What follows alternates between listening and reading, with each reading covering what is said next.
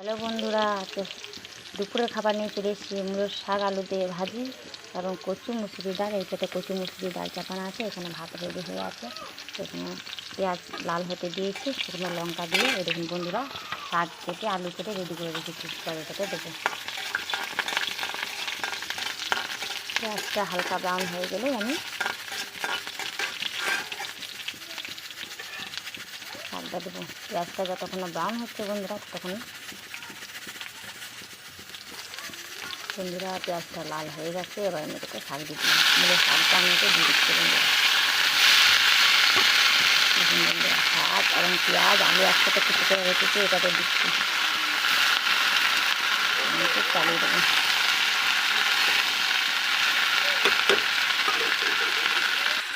দেখুন বন্ধুরা, শাক ভাজাটা হচ্ছে। শাক ভাজাটা ফাইনালি হোক, ফাইনালি আপনাদেরকে আমি দেখাবো।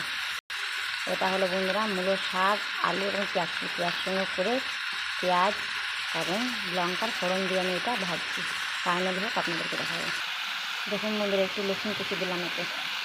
বলে এই তখন একটু সুন্দর করে ভাজা হবে। ভাজা হলে ফাইনালি দেখাবো। হ্যালো বন্ধুরা, এই দেখুন কচু মুসুরি ডাল হয়ে গিয়েছে। এবারে ডালের ফোড়নটা দিলাম বন্ধুরা। এবার আপনাদেরকে দেখাচ্ছি। দেখুন মুসুরি ডাল, কচু দিয়ে মুসুরি ডাল রান্না। এই দেখুন বন্ধুরা, এদিকে হচ্ছে এই মূলের শাক ভাজাটা। দেখুন ভাজিটা কত সুন্দর রং হয়ে এসছে বন্ধুরা। ভাজিটা হয়ে এসছে বন্ধুরা।